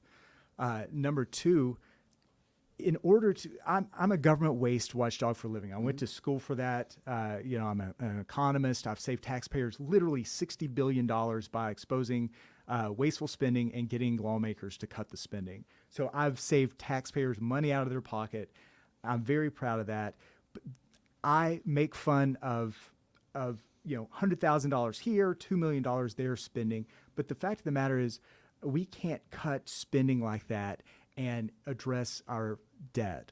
And we've got to look at ways to fund our government, ways to address entitlements. And the easiest way to do that, especially with the declining birth rate that we have in America, is by letting people who want to be Americans come in legally. So I agree with you. I think that's great. We do need to make it easier for people to come into this country legally. I'm with you on that 100%. But you wouldn't agree that, like, Joe Biden is responsible for all the fentanyl deaths in this country, right? I mean, you wouldn't blame him for all the drug overdoses and all that stuff. No, but the way he's handled the border certainly has not helped.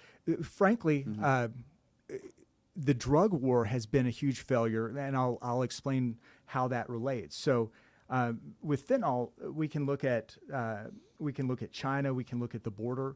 These are failures by the Biden administration that have exacerbated that problem. I think there are failures on both sides of the aisle that have caused the issues we have at the border, just like the over 300,000 people that have died of drug overdoses under the Trump administration. I didn't blame Donald Trump for that, and I don't blame Joe Biden for my sister's death either, but I will agree with you that, at least in this aspect, Republicans and Democrats need to work together and figure out a way to make and I do think it's a crisis at the border.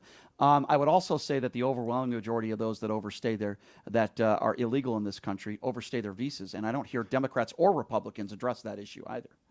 Well, I mean, the biggest issue we've got to be concerned about with the border, beyond anything else, is the fact that we have 220 people on the terrorist watch list that we have found in the last 2 years who have come into our country illegally, and that's the people who we found. So how many people have we not found that we should be concerned about? I don't know. I have no security? idea. I'm glad they found those people, though. I think that's a good thing, not a bad thing. But certainly, I would think that they didn't find 99% of the people who came. Well, I don't know. We don't know that, but I'm glad they found those people, right? Right. But my concern are the people who they didn't find, and whether that number's 5 or 10,000, that number concerns me.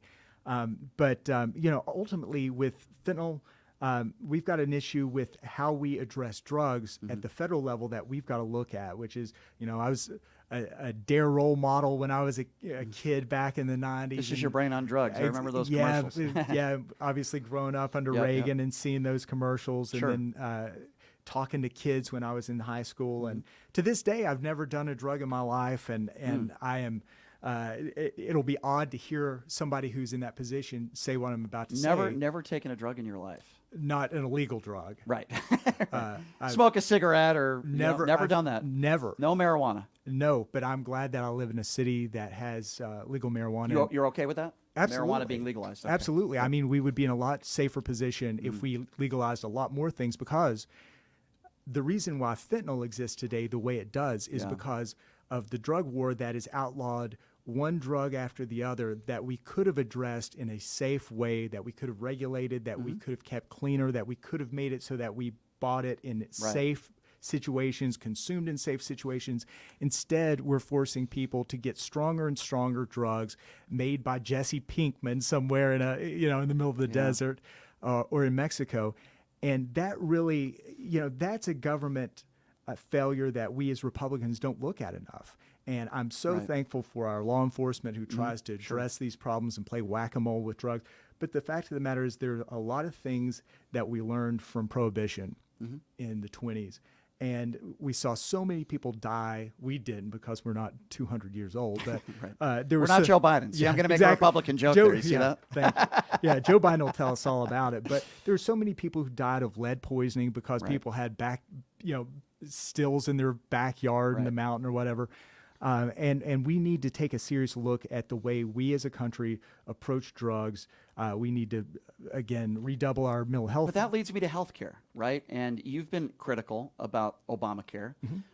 I've been critical of Republicans that complain about Obamacare but don't have a replacement plan, like Donald Trump. That's another. There are two failures I can say of Donald Trump, whereas I can say there are 600 failures of Biden. I think that Republicans really fumbled the ball when it came to having control of Congress and the White House and not taking care of health care.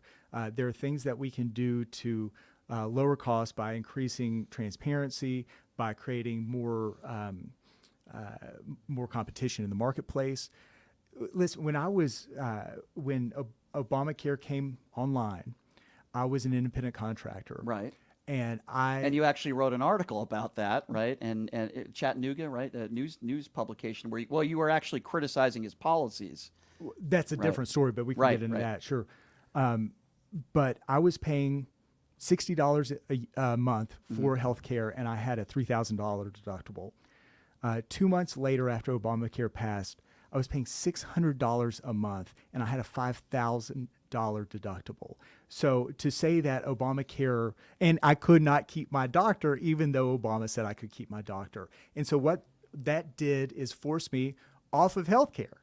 So I ended up getting this healthcare coalition situation where I this health share in order to pay for catastrophic things. But so his solution was not reasonable for so many Americans, me included. There are Americans that would complain about Obamacare and would have personal situations like yourself. I would like to think that there are a lot of other Americans that I've talked to that Obamacare has saved their lives. I think it's a case-by-case basis, but that's not my biggest criticism. Again, my biggest criticism is if you're going to go after Obamacare, I want a solution and I want a replacement plan. I haven't seen that from any Republican out there. Well, I don't think that's fair. I mean, I've written quite extensively about healthcare, and I think both Heritage and Cato. But we the need Cato a plan. Institute, We need a plan, Right. Not somebody writing about it. We need an actual plan Well, and that that's- would replace Obamacare. I haven't seen that. That's a very good reason to elect me to Congress, because there are plans that I've seen that I'm quite sure would be better alternatives and improvements on Obamacare. Yeah. That I would be happy to run. So we only have like 5 more minutes to go here. Do you mean that, though, really realistically, when you say that you can criticize Biden for 600 policy disagreements, but there's only a few disagreements you have with Donald Trump? Do you really mean that, or are you being facetious? No, I think when you look at Biden's history of work, that there are way more things that you can criticize him on. And some of that is, there weren't. I think Biden believes that government has a lot more role in people's lives than Trump. And so Biden, by his very nature, tries to do more things with government. Well, we have the only reason why I say that is, listen, there's fair criticism to go around. I'm not saying you can't criticize them. Of course you can. But we have the lowest unemployment rate we've had in 50 years. We had that bipartisan infrastructure bill. We did have some gun laws that were put on the books. And when you look at the health care and you look at what he did for our brave men and women in uniform, Jon Stewart was a big part of that as well with that bill. I'm not saying Biden's perfect by any stretch of the imagination, but I would also blame, I think you would agree with me on this, the Ukraine war and COVID on certainly inflation throughout the world, not just the United States of America. Oh, no, I mean... Is that unfair to say that? Yeah, I mean, inflation is not one thing. Mm-hmm. Inflation's a lot of things. Sure. But certainly the way that Biden reacted to inflation by creating a bill that was intended, according to him, to reduce inflation, but increased government spending by trillions of dollars. That's not how you reduce inflation. As an economist, I can assure you that the easiest way to reduce inflation is to reduce the amount of currency that you're printing. And you do that by cutting things that the government shouldn't be doing, cutting wasteful spending, prioritizing, doing a balanced budget, a zero-based budget, whatever that looks like. But I can certainly say that if I'm elected to Congress, I will be the leader in that, because I've worked at the National Taxpayers Union, at the Taxpayers Protection Alliance. I founded a think tank where I was able to cut taxes and save taxpayers money, and all Susie Lee has done is spent more and more and rubber stamped trillions of dollars in spending. Well, I would love to have Susie Lee in studio, and I don't know if you'd be willing to debate her. I would love to. I will throw it out there, and I will ask her, and I will be the moderator. Even though I am anti-Donald Trump, I do think we agree on some very important issues as well. And if Susie Lee believes that someone that has grown a man, born a man, I should say, transitioned to a woman, should be competing against women, that's very problematic, in my opinion, and I don't want to vote for people like that. I'll tell you that right now. At the same time, I wouldn't vote for a guy who, in my opinion, incited January 6th. I don't want to vote for a guy who thinks that General Milley should be executed. I don't want to vote for a guy that's facing 91 felonies that's probably going to be a convicted felon. I know you don't like Joe Biden. I know you're not a Democrat. You're a Republican, and I get that. But I would still vote for Joe Biden for those reasons alone. Well, that's for anybody who feels like that. That is their prerogative, obviously. What I hope is that if you're in the 3rd Congressional District, that you will vote for me, that you will put a check next to Drew Johnson's name, because, this race isn't about me against Biden or what I think about Trump. It's Sure. about what has Susie Lee done for the people of the 3rd District. And the fact of the matter is she is not representing us well. She does not represent our beliefs. She does not do enough for our community. And I will be a better representative when you call my office Well, and let's you give have a out that problem. let's give out that information since we only have about a minute left. And by the way, I really do appreciate you coming in and spending some time. Absolutely. Give out the information. If people want to learn more about you, website, social media, how can people follow you? Yeah, to learn more about me, go to drewfornevada.com. That's Drew, F-O-R, drewfornevada.com, and the socials are all at Drew for Nevada. So easy to find. My phone number's on there, my email's on there. Happy to answer any questions. And although we disagree on some things, I think we can agree that the people in this community are great, and we live in a great community, and I believe that I can represent it better than Susie Lee does. Well, I'll give Susie the opportunity to come in as well to answer to that, and if you both want to have a conversation or debate or whatever you want to call it live on this show, I would be glad to do that. And I appreciate you coming in, and I've enjoyed the conversation. You're right, we don't agree on everything, but I think we probably agree on more things than we disagree on, and you are right. This is a great community, and I want good people representing this community, and I certainly want people that are willing to come in here and answer difficult questions, which you've done, and I appreciate that, and have a spirited debate. There are Democrats and Republicans that don't want to be challenged. They don't want to be challenged by an idiot like me, and they don't want to be challenged just in general. And I think you have to be able to answer the difficult questions, and I appreciate you coming in and doing that. Drew Johnson, thank you so much for being here. I didn't even get a chance to talk about your career as a journalist. I didn't even get a chance to talk about that. But my think tank career, yes, my journalism career. We'll after the primary's over, I'll come back welcome and to we'll come do back. it. You're welcome to come back and do it again anytime. I appreciate you coming in, Drew, and thank you so much for being here. Boy, what a difference in guests we have tomorrow. We have Alex Jones' ex-wife coming on the show tomorrow, so that should be interesting. But I appreciate Drew Johnson being here, as I mentioned, and Susie Lee is welcome on the show to answer to some of those criticisms. That's a wrap, folks, and we'll see you tomorrow, same time, same place. Thank you to the Occupy Democrats for putting me on their platform today as well. I certainly appreciate that, and their 10 million followers. So thanks for joining us, everybody. We'll see you tomorrow. Have a great day.